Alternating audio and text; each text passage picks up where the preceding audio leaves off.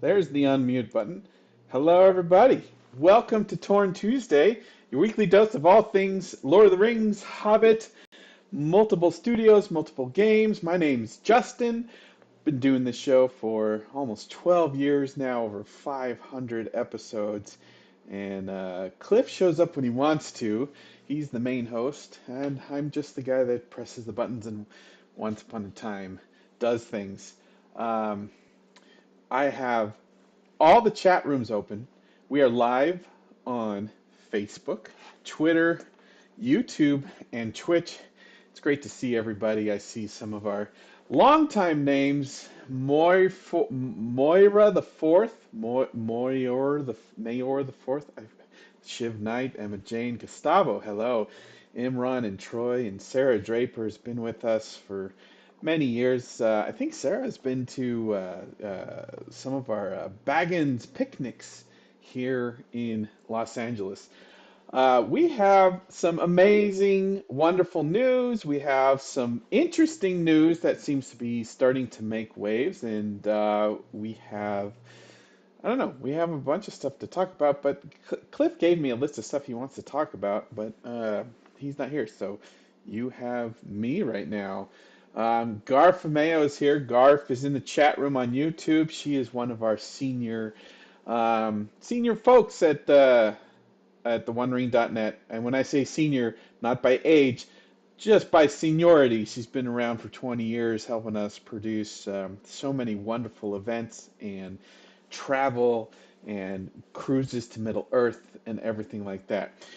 I asked you last week if you guys wanted to see what the menus looked like on the original DVD, the theatrical cut, full screen, square edited, not even widescreen, square, full screen version of Two Towers. I also have the extended edition DVDs, the extended edition Blu-rays, and the extended edition 4K, the newest ones, and all the bonus features that are on the discs.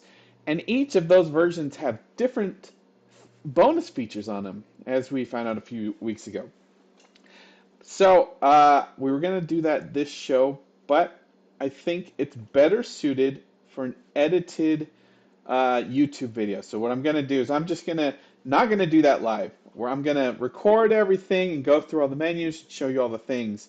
Because it turns out all of the menus have all that copyrighted music from Howard Shore and of course all the music videos. So if we did that while we were live, we might get copyright clipped and stuff and like that. So very odd seeing Justin in 4K. Yes, I've always had a 4K setup, and usually when Cliff is here, you see us in split screen. So maybe I'll figure out a way to make this look like 4K more often.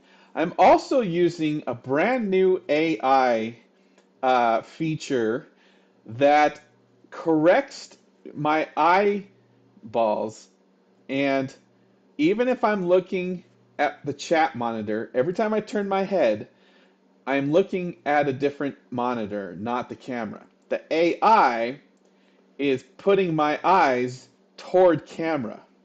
And I don't know if anyone noticed anything weird about that. Like if my eyes go like weird suddenly, it's because the AI, I tricked the AI. So that's going to be part of our discussion today about AI. And Cliff has just joined. He just texted me as well. So let's let Cliff in and get this conversation started.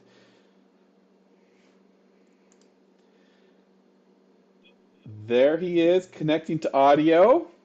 Hello, everybody. My friends. Oh, My friends hold on, here. I can't hear him. But that might be What? my fault. Hang on, hang I on. can hear you. I can hear you just fine. Same as system. Hello, everybody. Hello. How are you? It's good to be here today. Oh, select the microphone. Select. This microphone? Oh, I gotta change my. I gotta Hold on. change my speakers here. Hello, everybody in the chat room. Uh, I'm going to talk to the chat, okay? I think I got it. Hello, everybody. Hi, I'm just Cliff. I'm just saying hello to everyone in the chat, and you know, it's a pleasure to be here, of course. Oh my God, Thank you. the chat room is saying they could hear you, and I couldn't. Yeah, I So could I could hear you. that's the first time we've heard we've had that issue happen where I couldn't hear you, but everybody else could. You rolled a nat 20.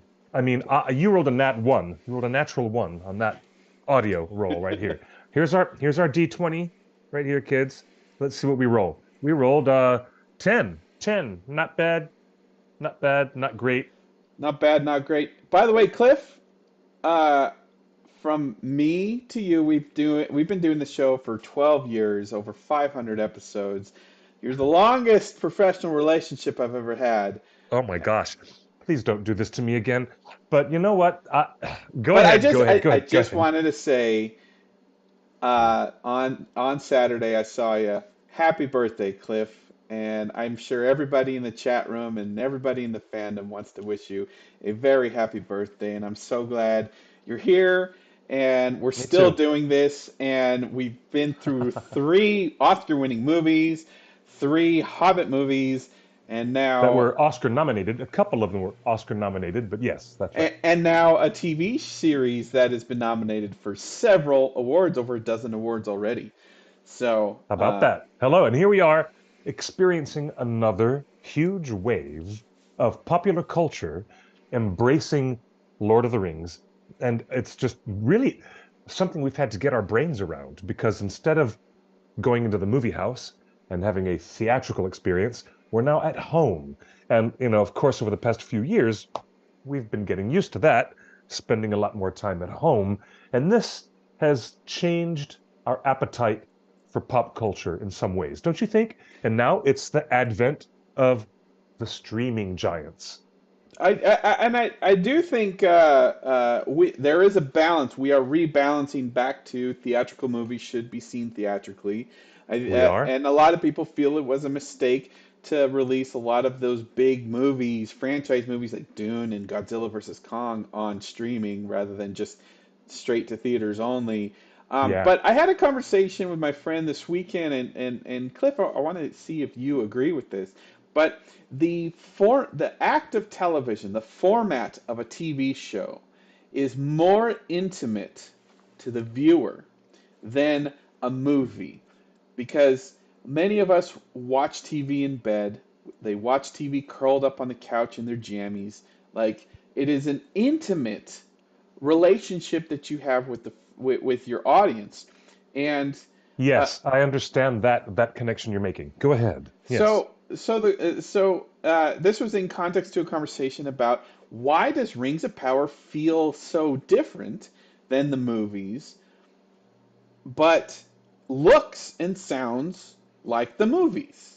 Hmm. That's an interesting question. Um, a lot of that has to do with, uh, the amount of time we spent. We spent a lot of time with Peter Jackson's movies. Do you want to admit that you put all three of his movies together in the extended edition, and you probably have an 10 or 11 episode series where each episode is an hour long, right? So, but then again, um, one of the reasons why the Rings of Power is hitting a little bit different, I think, is because we're just not used to digesting things week by week by week in Middle Earth. Middle Earth has never been quite episodic.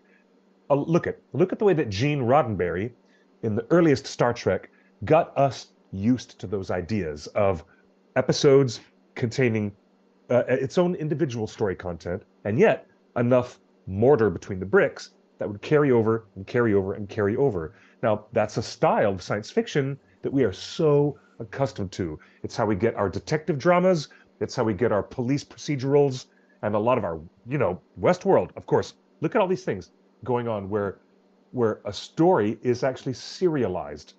And this is so, I think, different for us to look and smell and taste Lord of the Rings and J.R.R. Tolkien when it's serialized over week by week by week. It's a little bit of a different breakdown for us. Now, I think to the credit of the writers and the producers of the Rings of Power, series, to their credit, they found a lot of things. It didn't work all the time, but there was a lot of time they found characters and situations that had breathability, breathing space, something where, there's room for people and characters to go in certain directions. They've got a lot going for them, but it didn't quite hit the same because I guess we're just used to it in a single chunk. One movie, even And if it's 3 hours, but we're used to one single chunk and a lot of resolution, a lot of narrative resolution in one movie. I guess and we're I- used to that. and I do think that the legacy of the Hobbit movies and Lord of the Rings movies and these big tentpole movies burdened Rings of Power because I think there was a feeling from the producers and the studio that look, we have to deliver a theatrical cinematic experience, but the format of television, that's not the best use of television, and it brought it home, really brought it into focus for me this weekend, where I was having this conversation about this. Like, it looks like Rings of Power looks like it should, sounds like it should, like well acted. The effects are great. Everything, it's everything we've ever wanted. Great score, it's prosthetic effects. Like nothing looks cheap. Um, but back to the intimacy of watching characters do something in your home, Ah, turning on The Last of Us on Sunday night mm-hmm, and mm-hmm. having an hour long episode of The Last of Us in a very emotional, personal story. It reinforced the word that I had been using all day long. These intimate relationships we have with television. And the most recent episode of The Last of Us is one of the best uses of television ever in I one was hour. I was We gobsmacked by this recent installment of The Last of Us, and me knowing nothing about the original video game franchise, knowing nothing about this world and these characters that I'm going into, it was stunning. The powerful and really cohesive quality of the writing. There was something that lent itself to wanting to be part of the tragedy. The tragedy that was coming, you wanted to be part of it. I felt so much emotion. I was emotionally destroyed. I felt so much within 1 hour. we're One not going to hour. spoil anything for everyone in the chat room. We're not going to spoil anything. We're just talking about our reactions to it. Emma Jane says, "Don't get me started on Last of Us." Monica, we're not going to spoil anything. I promise you. But let me bring this up on screen real quick. Cliff, none other than Jeff Bezos tweeted today, episode 3 of The Last of Us is unbelievably good storytelling. I am in awe of Nick Offerman performance. Yep. Incredible. Jeff Bezos commending a competing show on a competing network on a competing service.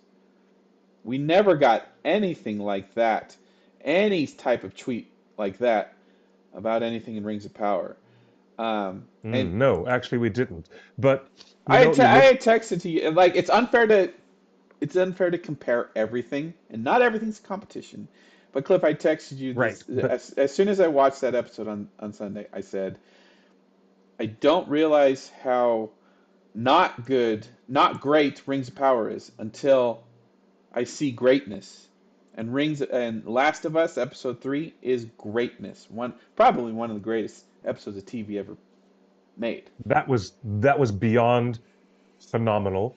The cohesion of the writing, how cohesive and well considered and how well thought out everything was. It was very well done, very well thought out.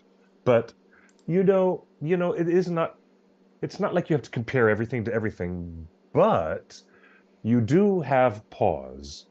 It gives you pause to stop and think, how is it that we get some lightning in a bottle and sometimes we don't?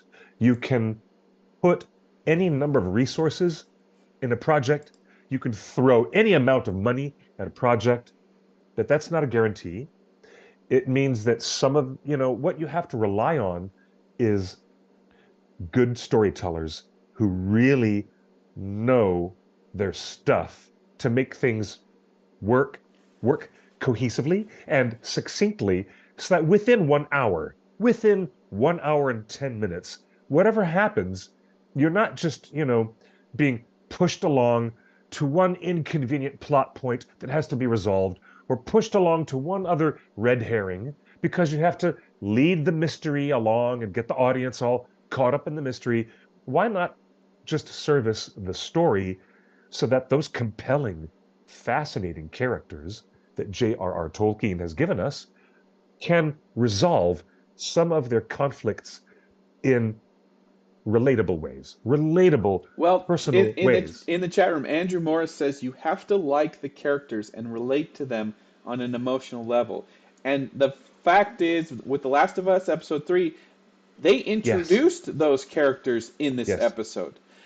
So there Do you know what there they was did? no It's the first time those characters were introduced in this single episode. so when We the didn't have any background of them no, or anything, right? we didn't know anything. We hadn't even heard of them or their name. Unless you were hardcore in the video game and you knew the lore of the game, then you would know. Right. So, when I read stuff about Rings of Power showrunners saying we had to spend a whole season introducing Middle Earth and all the characters, you didn't. We had a complete thought, a complete statement, a complete emotional punch in 1 hour, not knowing the characters, introducing the characters, and seeing that story unfold in 1 hour. That is great storytelling. And the other thing that I really liked about Last of Us, besides how amazing this episode was, and I forget if I mentioned this on the show last week, but if you watch it on HBO Max, uh, if you stay through the credits, at the end of the credits, there's a 5 minute behind the scenes video on every episode of The Last of Us on HBO Max, That's right. Yes, where the yes. directors and the writers and the lore master, who is actually the director of the video game, uh, talk about everything that they changed from the source material, why they changed it from the source material, and how those Yeah. changes Yes, reinforce the indeed. themes of the source material. And isn't that interesting to have these clarifying comments coming from the people in charge of the show? Because it helps us get context. And even if, Context. yeah, context is king. You don't have to agree, but you can at least sit there and say, okay, that's reasonable. And I understand that consideration. Whether you agree with the adaptation going that far afield. Now, hey, we're always talking about how far away from Tolkien are they going to go? How far afield from the professor's original ideas are they going to go astray? And the Rings of Power, to its credit, stayed thematically very much within the wheelhouse of what Tolkien was doing and considering thematically. But there were also a lot of story beats that didn't hit, the story beats that didn't quite make their mark, And and fully fleshed out characters that we still had problems liking and appreciating, so that we got more caught up into their story. That was one of the things that hindered the Rings of Power a little bit. Mark Anthony Pierce in the chat room says, I hope Jeff Bezos takes some lessons and hints from the show and brings it to the Lord of the Rings of Power. It's very much needed, especially on the storytelling department. Look, I think the You know fact what? is, I think Jeff is in the Lord of the Rings business long term. Uh, Despite what you see on Twitter, this Lord of the Rings is not getting canceled. It's never getting canceled. Jeff's $1 billion in on it. He's going to make it work. He doesn't give up. He never surrenders, and he spends what it takes to get it right.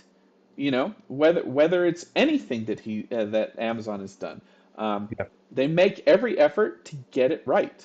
Um, and until Alexa loses like $10 billion a year. But we're nowhere near that Right, yet. right. Um, Of There was Gondor says, "Sell me your shirt." No, this is not for sale. It can't be for sale. This is a one-off because I liked the scene, I liked the shot, and this is for me and my precious. Mm. Cliff, Let me read something to you. If I can find it, there was a tweet from someone who we follow in our community who said something really adroit, and it's very simple. there's been a lot of And wonderful discourse about the it show. was about the Last of Us Yeah.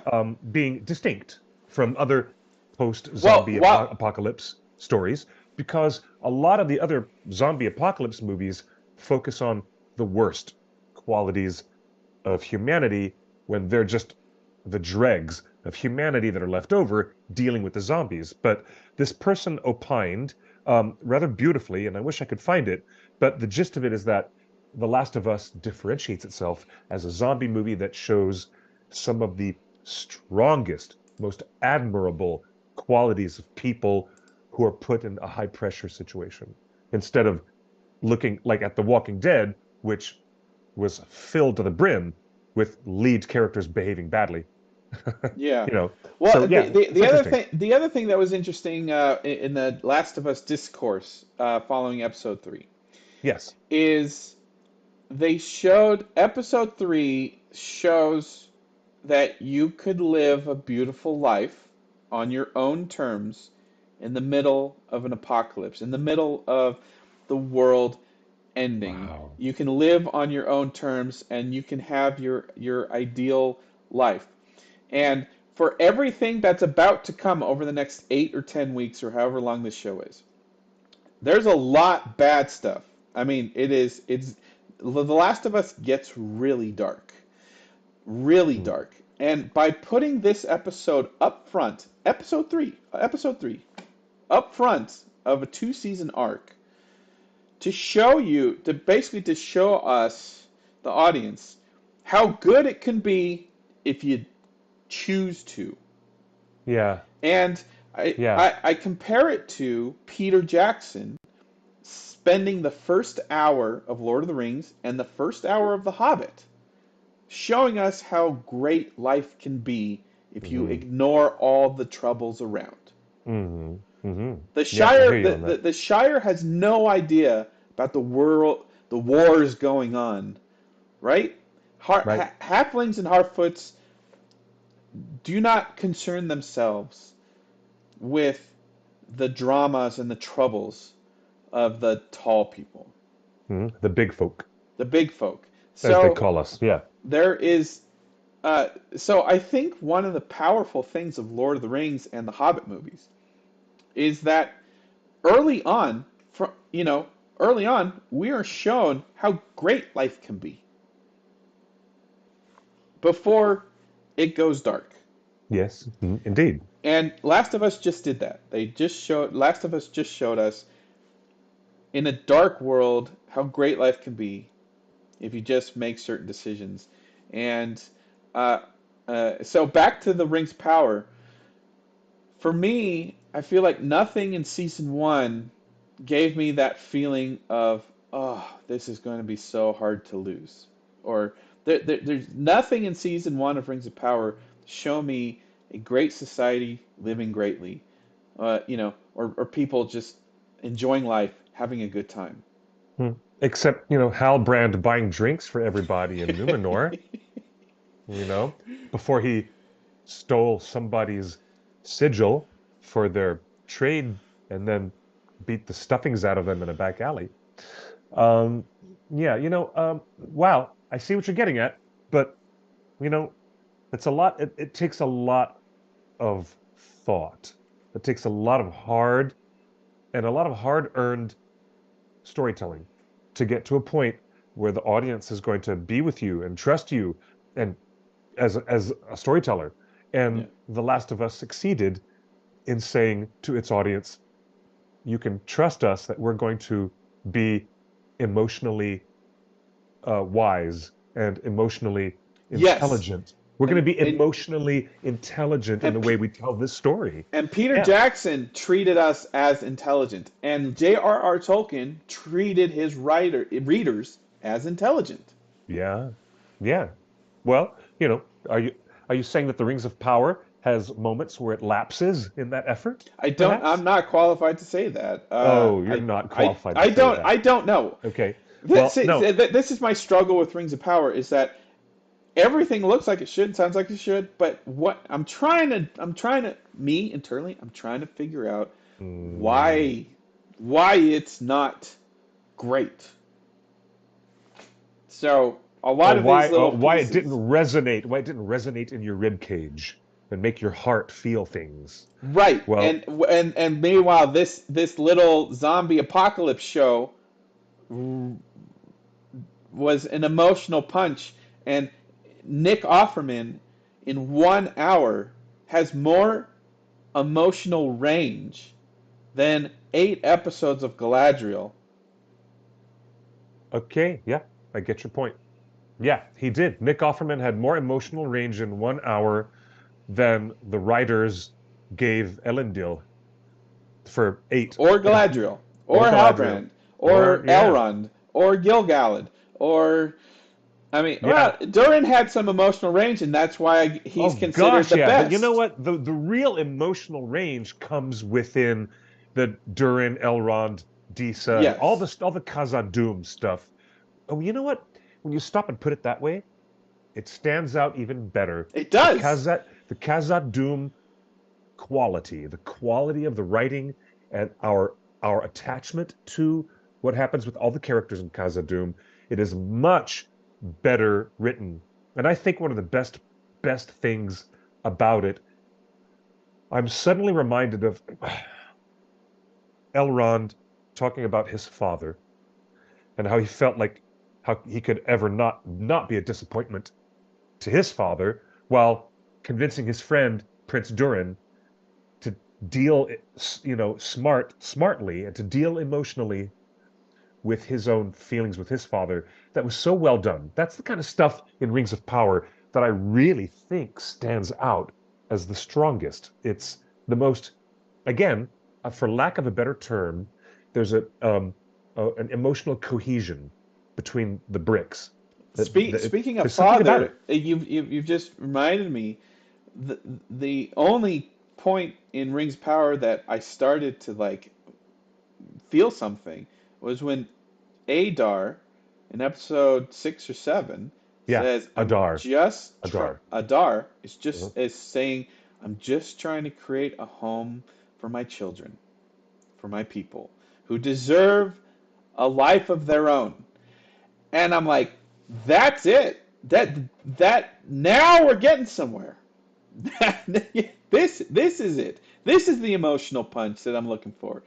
And for them Yeah, to let Joseph Mall depart from the show is just struggling. Hey, Cliff. Speaking yeah, I of hear you. Nick Offerman, uh, Yeah, there you were did tweet that, there Tom was a Bombadil. little bit of Show me that. controversy. No, so No, what controversy? Show everyone at home that amazing tweet. What controverscy could there be? we Is showed it this because on. it's an AI generated image? Is that why? Yes. Oh, okay, okay, okay. Twitter or Instagram and Facebook kind of blew up. We posted that. Yeah, if you watch this show regularly, you know that we did this when we broke the Tom Bombadil news a few weeks ago. We did this experiment of like, what would Matt Berry sound like if he did Tom Bombadil? We had a little clip there. So we did this. I reposted it because Nick Offerman was trending. And I tell you, in the few weeks since, there are a lot of people that are not happy with AI. And again, I'm not trying to say that this is the best image of Nick Offerman anyone could make. Um, Look, but we're not a website with any ads. We don't. There's no budget. The OneRing.net is not for profit. We don't. No one makes money. Amazon's never paid us. No one makes money here. Like we do this show with no ads. Our website has no ads, so there's no money to be made, and there's no money to pay an artist to make stuff. And the last time, so people were complaining about the One Ring posting AI artwork because of all of the controversy around its the algorithms have stolen a bunch of people's art and things like that. Look, when we generated this, I intentionally did not specify any style of art. And I think that's where this AI stuff starts messing up. Is when you say, draw me an image of Nick Offerman in the style of the Hildebrandt brothers. That's Hmm. not that's bordering on theft They're because actually referred to generally as the brothers Hildebrandt, but that's just a technical thing. right. Among us Tolkien nerds, that's how we would call them, the brothers The Hildebrandt. but But yeah, I the get you. I get you. yeah, so the like if you use AI in a considerable fashion, like any other tool, uh, Yeah, then you know the pitfalls to avoid. I didn't ask the AI to replicate an Alan Lee drawing or a John Howe painting right. or a Ted Naismith. I just said I just put up some parameters, uh, general creative parameters to generate this thing. So I think there is, as far as AI generation, I think there's a value to it, especially when I'm trying to get a point across of like, wouldn't it be cool if Nick Offerman was Tom Bombadil? By the way, Hmm. I want to compare this with the before this AI Midjourney existed. Cliff, do you remember the last time we mocked up an actor on a character? When Lenny Henry was first announced as a Oh Harfoot, gosh, I yeah, put, I put Lenny Henry's you face did. on a Bilbo body That was because so silly. I remember how silly that was. We you had to told me retire that. I, you told me never to use that. As soon as I made it, you told me never to use that, and you were right. The fans all it's, revolted. They it's said, terrible. "Don't do this ever again." So, And so don't put it back up now. Get that well, off the screen. It's so but terrible. so It's terrible, my man. question to the audience is: I understand the debate around AI, but when it comes to, hey, what about this actor in this role? You can do a terrible Photoshop like this that just disrespects Martin Freeman, J.R. Tolkien, Peter Jackson, and Lenny Henry all at once, or you can use an AI prompt to generate something that is wistful and a little magical and a little more interesting. Um, because if I was to like ask someone to make this specific artwork, they should get paid for the work, but I don't have any money to pay for it. Um, Right. Right. so Mm. we're kind of like in this. There's a I think there's a good use for AI, and I think there's a lot of bad uses for AI, and the debate is justified. But I think people on Instagram and Facebook this weekend, rather than commenting on the concept of Nick Offerman as Tom Bombadil, they just got caught up in uh, Yeah. Yeah, I the understand. AI thing. So Indeed. I might be Well, wrong, and I don't speak on behalf of the One Ring. And this is just me. I have an idea in my head, and I want to show you guys an I idea. think most people are just flipping out. If it's not Matt Beery, they don't want to see any Tom Bombadil creations unless it's Matt Beery. That's all they want. That's all they want. um, But that's okay. That's understandable too. Now, wait, there's some other huge news that actually came across the airwaves that was brought oh, out that's right. to Oh, the light I have one more comment real because quick I see before we move people on. people in the chat are actually Yeah, talking yeah, about yeah. that But before we a move big on, rumor. I just want to say that when it comes to art stealing, theft, and AI replacement, Yeah. face replacement, everything like that, let me remind everybody that Peter Jackson filmed an entire movie with Conan Stevens, this guy, as Balg, the main bad guy in the Hobbit two movie series. When the Hobbits were two movies, Conan Stevens, this guy, filmed two movies worth of it. Now, this is what he replaced it. So Lord of the Rings and the Hobbit already has a reputation for full, appropriate, inappropriate CGI erasure, Right. erasure Yeah. of full, complete performances by completely qualified actors and artists. So I think when it comes to this stuff, with this AI stuff and this image stuff, there's something to be said about Middle Earth, the fantasy world of Middle Earth, being able to play with the levers of Hmm. technology in this way. But yeah, Hmm. Cliff, Okay, I moving get on. that. Next topic. What did Fellowship of the Fans say?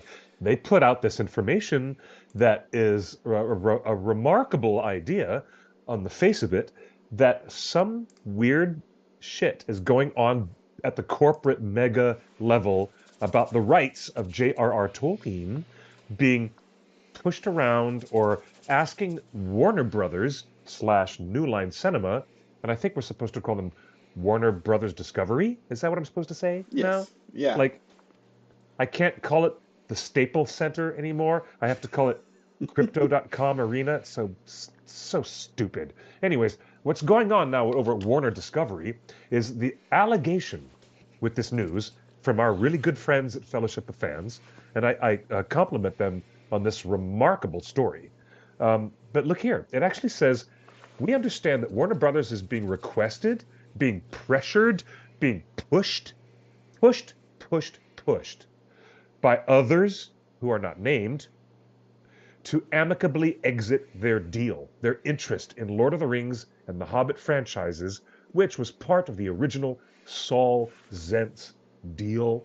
That this is the producer of One Flew Over the Cuckoo's Nest and Amadeus, and this is Saul Zentz, and he had the rights all that time ago, from decades ago, when United Artists was trying to get John Borman to do a live action version of Lord of the Rings. We're going way, way, way back in time to what ultimately led to the Ralph Bakshi and the Peter Jackson films. So now, what we're saying here in this news is that other people who have an interest, a business interest, in this intellectual property are pushing for Warner Brothers to clear the table, get their War of the Rohirrim movie done, out of the way, and get it off the table, so that these other people, presumably the Embracer Group, can come in and take more control of everything. So, what does this suggest to you, Justin?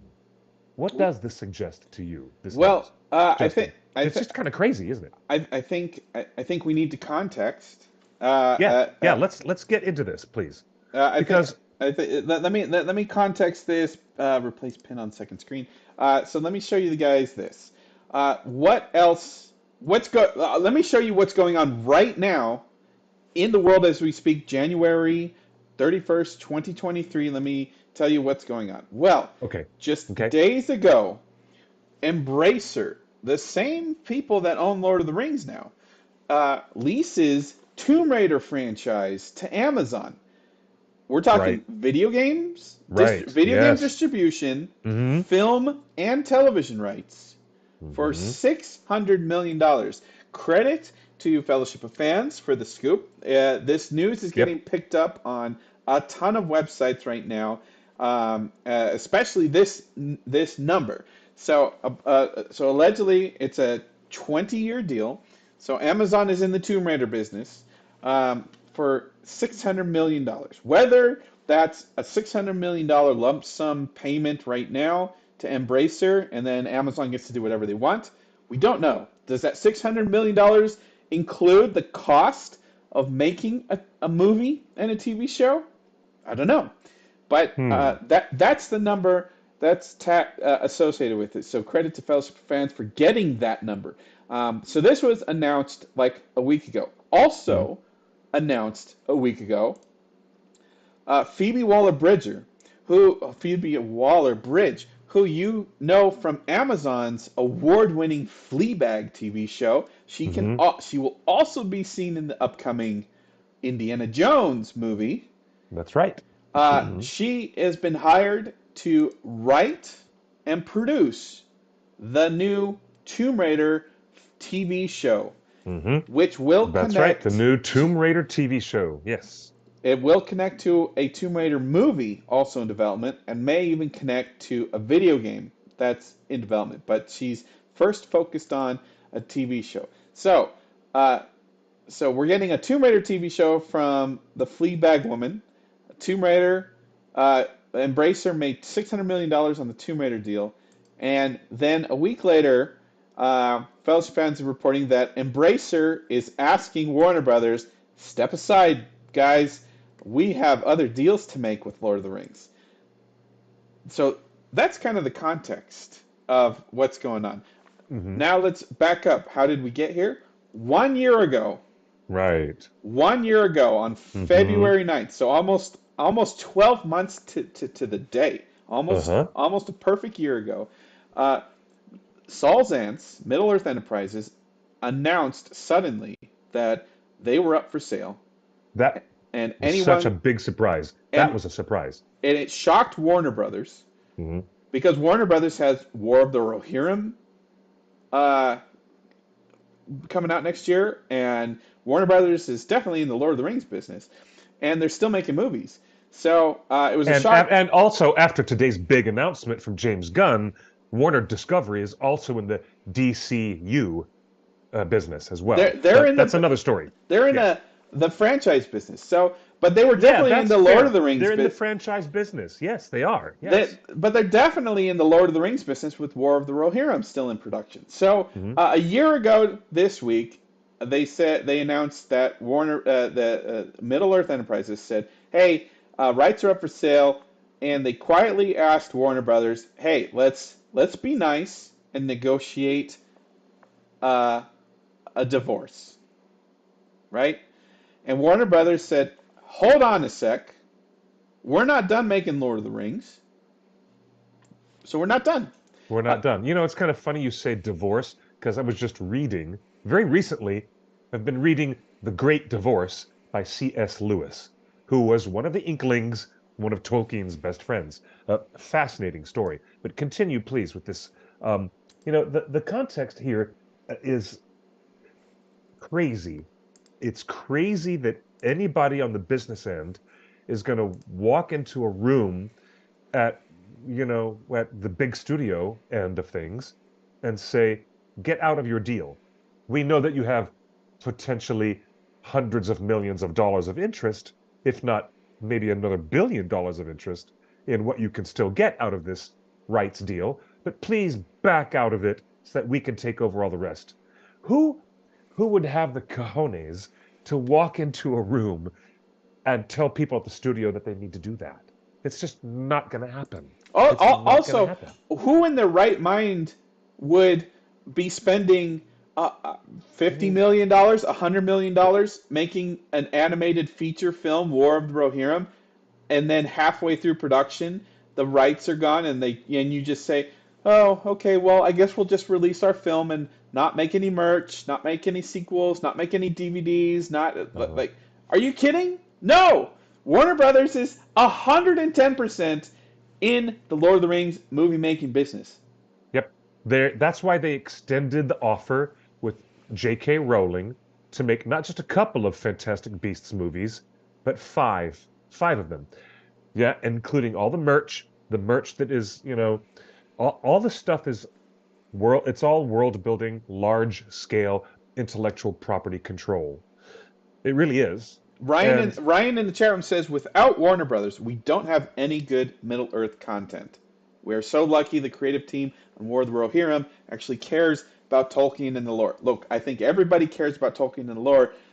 Just decisions were made, and people go on their own path. Who's to say that we won't like the changes that they make to War of the Rohirrim? What if it's not centered around Helm Hammerhand? I've told you the rumors of what that movie is about, and it's going to be really fun. But I don't think it's going to be the war movie that everyone expects. okay, Also, okay, Warner that's fair. Brothers, like a lot of people feel that Warner Brothers messed up the Hobbit movies, turning two movies into three, adding a love triangle, all these changes, not That was a giving. studio change. We're all clear on that, yes? Yeah, Everybody in Tolkien fandom is now clear on the fact that love triangle in the Hobbit look, films was a studio enforced change. If Warner Brothers was not making War of the Rohirrim, I would understand this rumor. I would go with this rumor like, oh, you know what, Fellowship fans saying, hey, Warner Brothers quietly exit the Lord of the Rings business. But if you're in the middle of a $100 million production, you're not exiting the Lord of the Rings business. You're hanging on. You're hanging on for whatever. So, uh, Yep, absolutely. so I think my opinion Is is that this rumor is being started by somebody else who has a weird business interest on the side of getting this stuff out there? Is that what you're suggesting?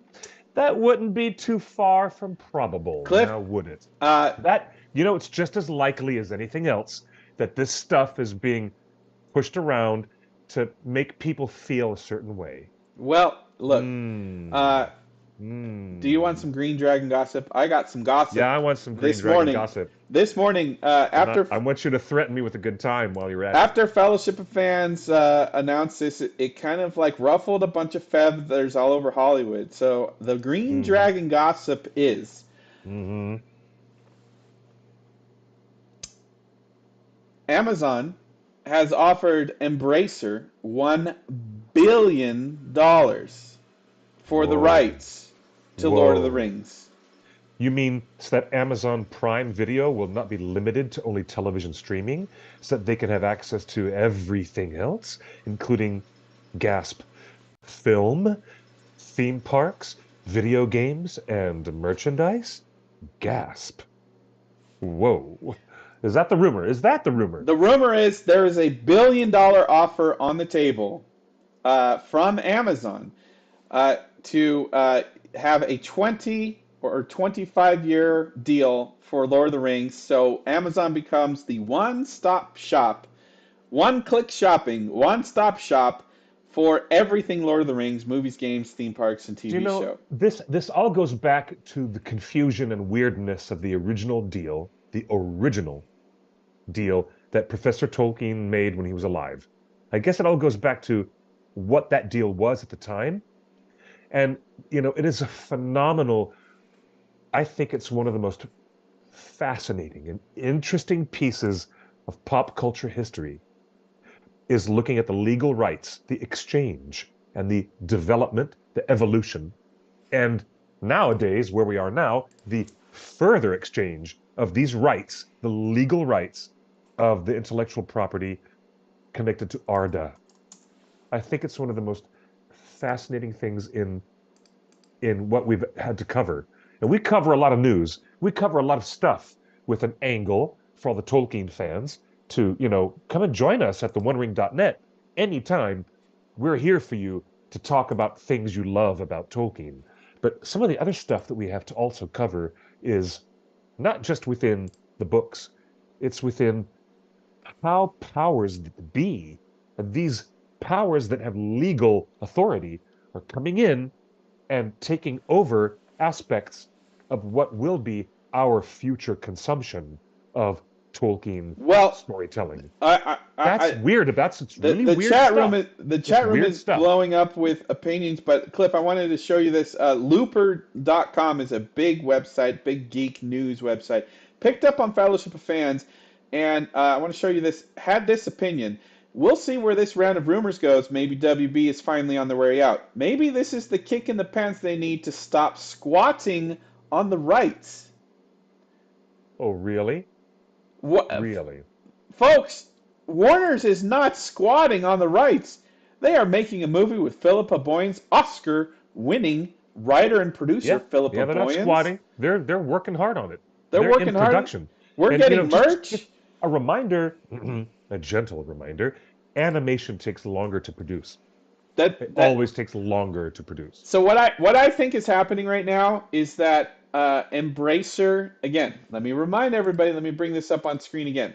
Embracer just made $600 million selling the Tomb Raider franchise, licensing this Tomb Raider Yeah. franchising Yeah. to Amazon. So Amazon says, here's 600 million. Let's go for $1 billion for Lord of the Rings. And the only thing standing in the way of $1 billion deal for Amazon is that pesky old Warner Brothers who made the record-setting, award-winning, Oscar-winning Lord of the Rings trilogy. The studio Yep, yep, yep, yep, that made the movie franchise a valuable asset. yep. That You know that what? Let me take a second. And if you're not familiar, there's a dear friend of the OneRing.net. She had been a very wonderful collaborator. She's an author in her own right, who's the published author of this amazing book that I recommend to everybody.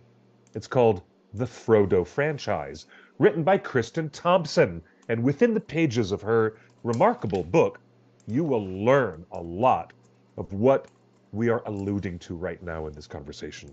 The bizarre and twisted history of the rights and the rights holders and the struggles between them to make Middle Earth movies and entertainment properties happen. And you know what? In the end, I think it behooves her. One of these days, I'm going to have to talk to Kristen, or maybe we could work together. But somebody needs to make another edition of the Frodo franchise to explain and really paper trail who are the people, the producers, the directors, and the other studios who had an interest in working with Middle Earth storytelling in every possible format, in every pop culture item that you can think of. Kristen Thompson covers it right here in this amazing book. But now, I think we're at a point where there's much more to the story. Much more has been added and changed to this twisted history of the rights. And so maybe there's another volume that needs to be written to explain how we got to where we are right now, especially with the Embracer group. Uh, do you think that this news is legitimate, or do you think this news is being pushed around as, like the impetus to make I people, think this is probably I think feel this pressure yeah, or something? I think this is propaganda to get Mm, popular mm, opinion on the side. The fact, mm, again, let me bring up I showed you guys that tweet from that looper.com editor saying calling Warner Brothers a squatter on the rights.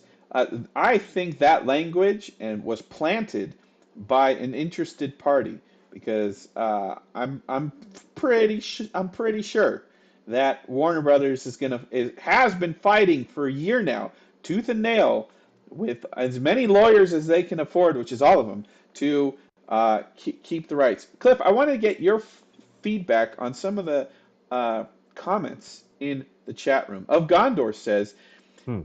Amazon acquiring all the rights. Is that so bad, though? Wouldn't we want Middle Earth to be owned by the richest company in the world? Um, Not necessarily. Not necessarily. Yeah. I'm sorry I'm quoting Benny Hill, but there's something about having diversification instead of monopolistic control. There's a lot of wisdom behind that conversation. And basically, it means if there's more diversification of creative interest and creative input from different areas that are not under monopolistic control, then you're going to get better results. You're going to get wider ranging results. And when those variables are increased, you're going to get better stuff, more interesting stuff. And in the end, it it keeps all the companies kind of competing with each other to be better than the other one, you know, in that sense. What do you think, Imagine that War of the Rohirrim comes out and all the water cooler conversation is all about that film. Would that not put an impetus under the writer's room at Rings of Power so that Amazon Prime would make season 3 and season 4 even better and better because there's like dueling entertainment That's what interests. I thought. Monica says the scouring of Middle Earth. I think the chat room is kind of 50-50 split. Is this good for Middle Earth? Because at the end of the day, all we care about is Middle Earth. So, um, Mm. uh, And it's also worth pointing out that the Middle Earth that we really care about the most, the Middle Earth that's in the published books, is not under this canopy of conversation. That's the literary stuff. And the Tolkien estate still controls all the literary stuff. We're just talking about branched out, really branched out entertainment rights that are from the original deal Tolkien made all those years ago. But then again, The Tolkien estate is now in new positions to make new deals with people, aren't they? Finrod in the chat room says, Right? if the company doesn't respect the property, they shouldn't own the property, no matter how much money they have. That's Uh, fair. I, I, That's totally fair. that's fair. I mean, But look how they, pissed but off rings. Chronicles of Prydain fans, I'm sorry to interrupt, but other fantasy fans were always pissed off at Disney for what they did with the Chronicles of Prydain. 10 years ago, it doesn't matter how bad the Black Cauldron was in terms of commercial failure, it was an artistic success, and the Disney studio renewed their interests in all the fantasy books by Lloyd Alexander. And the reason why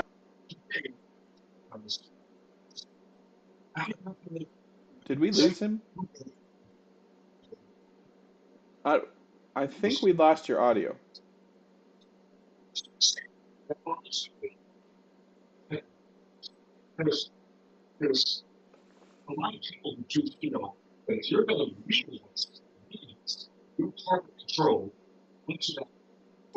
I think we lost.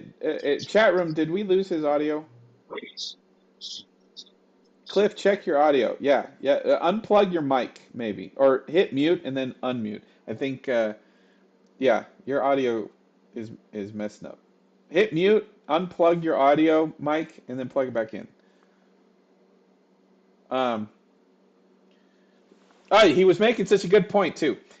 So yeah, I think. Look, I think over the next few weeks, you're gonna hear a lot of stuff.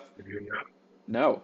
Um, try leaving the thing and coming back in. I think you're going to see some more reports. I think for some reason this battle has gone from the lawyer rooms and it's spilling out into the press. So I think you're going to see more articles about it. Don't get too hyped up for or against. Don't get crazy. Just folks watching the show, you can just understand that it's a complicated situation, and just and there's three big companies that are battling out for one of the most important franchises outside of Star Wars. So let's see if this fixes Cliff's thing. Welcome back. No, you're still. No, we're still. It's like it's trying to like mute you. Is there something loud in the background? I don't know. Maybe pull out your headsets. We might be able to hear you then. Pull off your headset.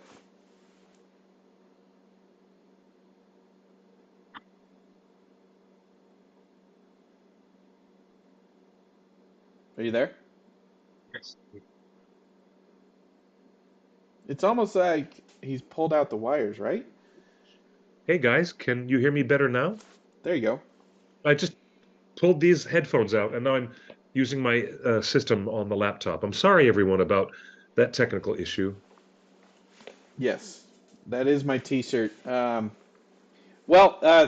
So that's a technical thing. Look, kind of wrapping up this conversation about Embracer So and what did I miss? What did I miss in this conversation? Because I was just ranting for a second about how people are. I understand. I really understand any of the fans in the community who say you've got to, if you really want to spend your money holding onto the rights, then you better do it justice. I yeah. get that. I totally get that. Uh, yes. Look, and the other thing is, remember, Jeff Bezos recently bought MGM for $8 billion. He didn't just buy it for the sound stages, and he didn't just buy it for the James Bond rights. Right. Uh, Jeff put a premium on the Hobbit rights that MGM had locked up. The Hobbit rights that are so important that it ruined Guillermo del Toro's The Hobbit when MGM went bankrupt last time. So, And it almost ruined the James Bond franchise as well at the so same time. a lot of people want to discount the MGM rights as like insignificant, folks, it's so significant that it is Guillermo del Toro's great loss of his career. Now, he's had an Yep. Oscar-winning career since then, and his new movies are the best ever. And Pinocchio's going to win the Oscar this year. Congrats, you know. So, he is still a master filmmaker. But I'm telling you that the MGM rights are so important to Middle Earth that Jeff knew that he needed more rights than just the TV Rings of Power rights. So I totally believe these rumors that Amazon wants the rights. They're offering $1 billion. They want to get the deal done. And the only thing standing in their way is this other big corporation called Warner Brothers that is still making Lord of the Rings movies that we totally have faith in as fans. And maybe we would be more on Amazon's side if Rings of Power was a better show. I don't know. But to quote Matt at Nerd of the Rings, That is fair. he ended his review saying, on a lazy Saturday, if I'm putting on anything Lord of the Rings, he's like, I'm putting on the Hobbit trilogy before I'm putting on Rings of Power. He did say that. Yep. He did say that. Yes, he did. So Cliff, I saw you before we go. Cliff, I saw you this weekend for your birthday. Happy birthday! I'm so glad to see you. And we during Thank you. during the Thank you. holidays, we were playing it safe. Everybody was getting COVID, Oh, here we go. all around the city and all around. So we haven't seen each other in person for a couple months now. So what I was surprised. Was that? Cliff brought me a Christmas present to the bowling alley where we Hold went on. That's too funny. birthday bowling. That's funny. Yes, I did. We went birthday bowling, but I was not quite capable of bowling. That's hilarious. You're so funny, dude. So you Oh, told wait a me minute. Hold on. I've got a present that you got me too. you That's- told I'm me sitting here not and to I haven't open opened it. yet. You said wait till you open it on camera. He wouldn't even let me open his Christmas present. Look at this. Ladies and gentlemen, it's written to Clifford Broadway, and it's from the Shire. Wow, how cool is that? Boy, Isn't that cool? so folks, Cliff asked that we open our gifts with you all on Hold camera. on. Hold on. Before we do that, I want to open up the YouTube and I want to see people chat and respond to this. I really do. You want to see the I chat room? really want to see people responding to this. This is hilarious. Okay. So, Okay. all right. Hold on. I gotta lower my volume. As he's opening up YouTube, I just want to say, I think the debate, the legal stuff around the rights to Lord of the Rings is going to be hot and heavy. These are three big companies that that really want to win. They're not used to losing, and so I think the best we can do as fans is put your voice out in the world of who you trust more to have the rights. Because, like it or not, more movies are going to be made, more video games are going to be made, and more seasons of TV show are going to be made. So, all right, That's Cliff, true. can I open this? Yes, sir. You can open this. 1 month later, Can I open this? This is my Christmas present from the Shire, huh? Wow, this is exciting. Here we go. He's been so excited to give this to me. I'm so excited. Oh my gosh. Who taped this up, dude? Oh, look what you got. What is this? This is It's getting blurry. My blur filter. This is Star Wars Dr. wow. Squatch. 4 specially crafted soap bars. Star Wars soap? I have to bathe with Yoda? You have to bathe with Yoda. Yeah, look What? at that. How does this open? Open it up from the front. Show everybody. It's a beautiful display box. It's magnets. It's magnets. Magnets, yeah. Folks, Oh, look. I get to bathe with Yoda. Darth Maul. Take a shower with Darth Maul. I get What? Ruthless rinse. Isn't that great? Ruthless rinse. Only hope soap. Dark side scrub Oh yeah, the dark side scrub. and wisdom wash. You So better. you know what? I'm gonna let the chat room decide right now. You, some of you have met me at various conventions. Most of you only know me online. So the little you know about me, who do you think I should smell like most? Darth Maul, Yoda, Obi-Wan, or Vader. Anakin, Darth Vader. Who should you smell like the most? Wheatbix wants to ask, is this some passive aggressive hint, Cliff, that I smell?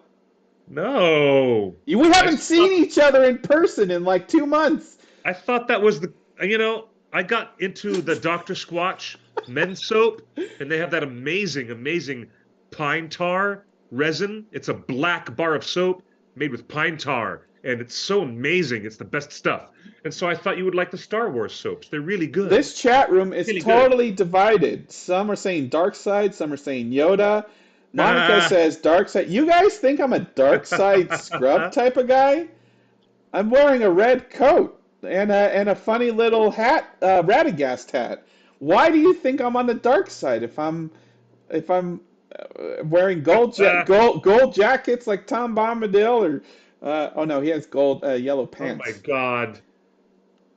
Justin, what did you get me from the Shire? This is amazing. This is a coincidence that you just had mic troubles, and look at This is that, folks. gorgeous. Look at this huge, beautiful Bigfoot all-in-one USB condenser microphone.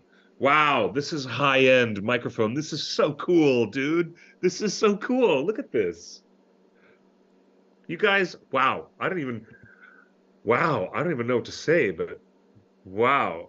Well, I Um, am so excited for this. Like genuinely, wow. you know me so well, Cliff, and thank you so much. And the chat room, I think more people are telling me to smell like dark side. So I am going to start bathing in dark side scrub with Darth Vader. What are And the what are the ingredients? What does it say? oh geez, I don't even want to know. It What says does it no harsh chemicals mean? made from natural oils, Yeah? sustainably sourced. Yeah, and what's the smell on the side of it? Does it tell you on the back or the side? Smoky, rich, and stimulating, just like a Squatch man should be. Sa- Oh, stimulating. sa- Yes. sand, sand, and heavy grit. That's what it But says. Sand and heavy grit. you know, your skin will be so smooth. You're gonna love that. It's the best soap. It's so good. Cliff, And you know what? when I This is started when I stunning. started the show saying that you were my longest relationship, this is not what I meant. We are in a professional Tolkien scholarship relationship. I don't know how to feel Scholarship. about soap. I thought you'd like it. Gosh, it's No, I Star love it. I Wars love it. soap. Well, thank you. I'm going to smell good, and Cliff, I hope you sound good in Can I? future episodes. I will. Can I say I thank you for this? This is so freaking cool. This is so cool and wonderful, and very thoughtful gift, man. Thank you. And to all the people in the live chat, thank you for all the birthday wishes. Thank you for all the good energy that you bring here to our show. It's so great to have you guys here. Really great. And we leave you with one final breaking news, Cliff. Oh dear, what's that? One final breaking news. You won't believe this, but this Don't, is breaking news. don't do this to me. Embracer has hired Chief Strategic Officer.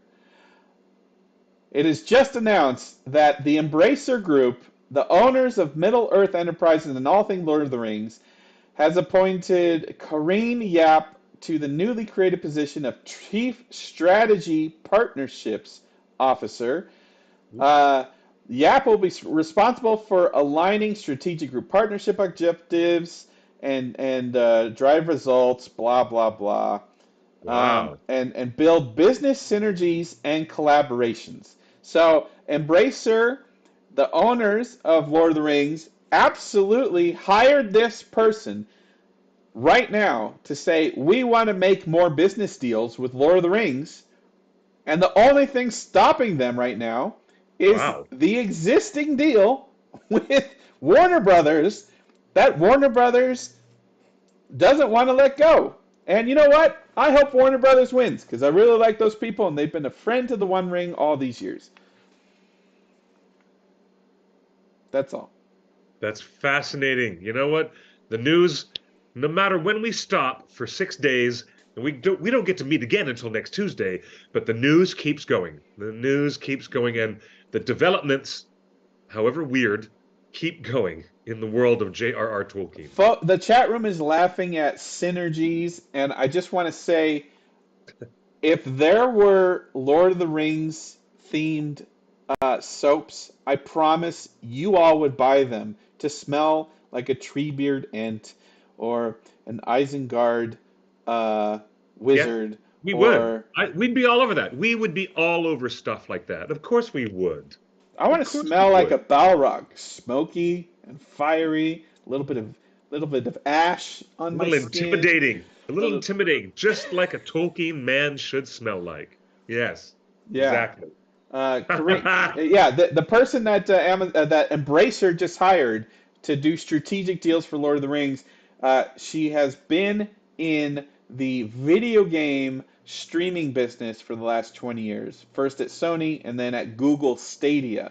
If any of you know what Google Stadia is, it's a failed gaming platform that they Ah, just closed and right, shut down. So right. but they had some great games and exclusive games, so she's really good at her job. So you know what? This is going to be a huge year for Lord of the Rings. This Yep. year, we're not going to have any big releases. We're not going to have any big season 2 shows. We're not going to have any new. We're going to have a Rohirrim trailer probably at Comic Con. But this year is all about business deals being announced and set up so the next 10 years of Lord of the Rings can be our everyone's little playground. So thank you, Cliff. I'm so happy I can smell like Darth Vader now. I'm so glad that I can sound better right now. This is awesome. Thank you, buddy. Timing is everything. And to our beautiful audience out there, thanks for joining us again on Torn Tuesday here at theonering.net. I'm telling you, we are not sleeping on the news. We're not sleeping on the rumors. We're here to keep telling you what's going on and to give some more analysis and context so we can all get through this together. And now, I have to say, it's almost time for us to close up our show. What a wonderful week it has been. I actually feel really blessed because I'm 1 year better around the sun, and I'm very happy to have made it yet again. Very happy to be here. So, to everybody who's come to our show, thank you for being in our faithful audience. Thank you for being part of our wonderful community. You can follow us on social media at the One Ring Net. Just take out the dot. And you can follow us on Instagram, Facebook, Twitch, Twitter, and a bunch of other fun things in between. Myself, you can find me on Instagram and Twitter at QuickBeam2000. Justin, tell everybody how good our Discord channel is. Why don't you? Discord.com, discord.gg/the One Ring, or you can just open Discord and search for the One Ring, and Yep. we have nearly 5,000 people that are constantly debating the movies, the shows, the games, The Last of Us, Star Wars, Lord of the Rings, books, movies, games. It's always amazing, and I love the conversations that are happening here. And a lot of the conversations in the Thank you. Discord inform the discussions that we have here every week. So join Indeed. our Discord, Indeed, they do. and you can help influence what we talk about here on Torn Tuesday. It is lovely to have you here, Justin. Thank you for the gift exchange. It's awesome. Thank you, buddy. There you go. Thank you. Okay. It was worth We're the going to say wait. goodnight. What? Say what? It was worth the wait. I can smell you from here. Actually, this is so good to have you guys with us. We'll see you next Tuesday here, and it'll be wonderful. It'll be great, and we might even have some surprises. You never know around here. Thanks again for being with us, everybody. This is Torn Tuesday. That would be Justin Sewell right over there. And I am Clifford Broadway right over here. I was waiting for you to say that, Justin. I was waiting for you to pick Oh, that up. sorry, I Whatever. missed the cue. That's okay. I'm too That's busy Justin. smelling this.